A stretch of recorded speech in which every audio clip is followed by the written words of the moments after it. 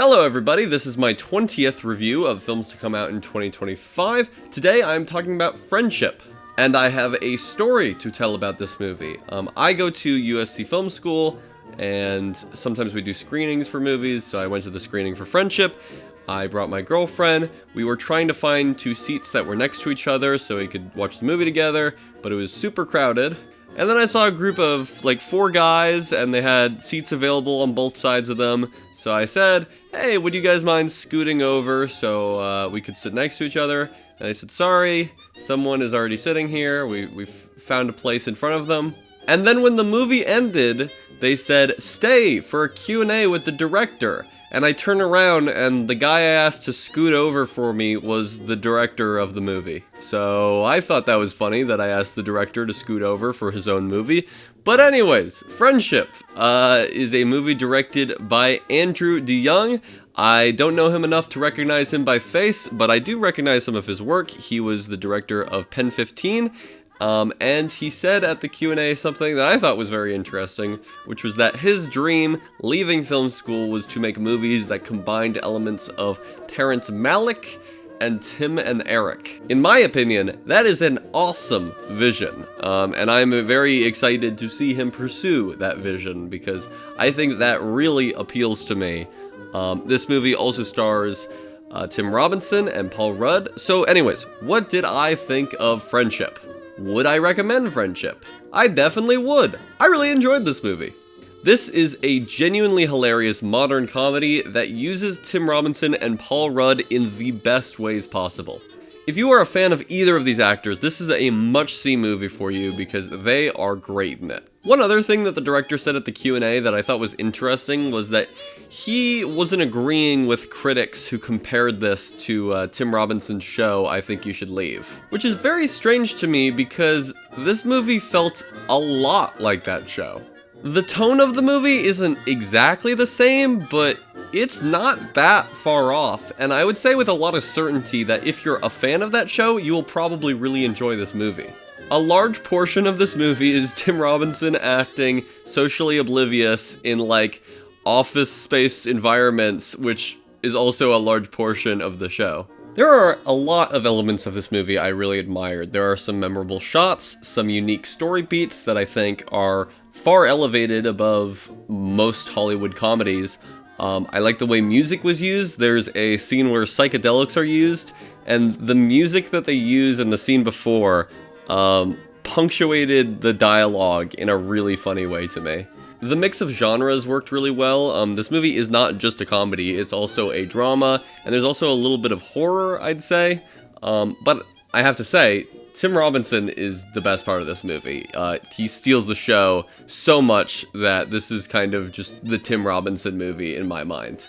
I literally cannot imagine another actor in this role. I mean, it actually amazes me that Tim Robinson wasn't a writer on this because it just feels so tailored for him. And I'm sure a lot of the lines were worked out during the production rather than just during the writing. But apparently Tim Robinson is not someone who likes to improvise, so I guess this match just worked out perfectly. I want to briefly explain the plot of this film. Basically, Tim Robinson is a dad, and the type of dad who installs a speed bump in front of their house so people don't drive too fast. Or as he says, so the street isn't a fucking racetrack.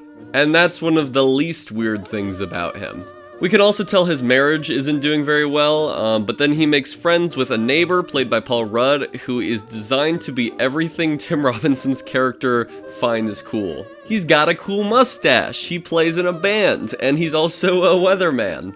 And as the two of them get closer, Paul Rudd realizes that Tim Robinson's character is a lot crazier than he first thought, and so he breaks off the friendship, and Tim Robinson begins to lose his mind.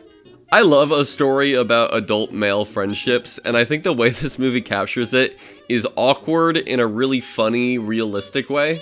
That's not to say that all of the comedy is like realistic or trying to be, but some of it is very like, oh, this is funny because it's kind of relatable. And I think the addition of the two dad characters like breaking up is just great. I do have some criticisms I want to go through though. First off, Tim Robinson and Paul Rudd kind of like hang out in the woods in the movie and go to like this underground aqueduct, and Tim Robinson tries to recreate these adventures with his son and his wife after Paul Rudd stops being his friend, to kind of try to recreate that experience, and it just felt a little repetitive.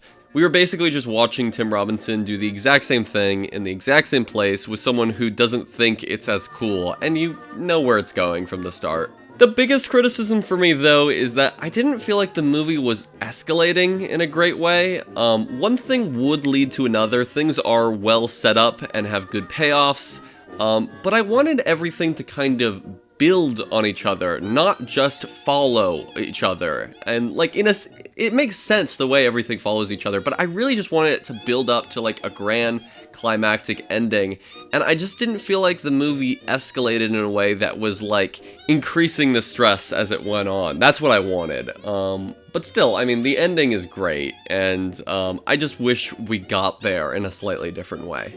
Also, this is an obvious criticism for like every comedy, and it's not a big problem in this movie, but not everything is funny.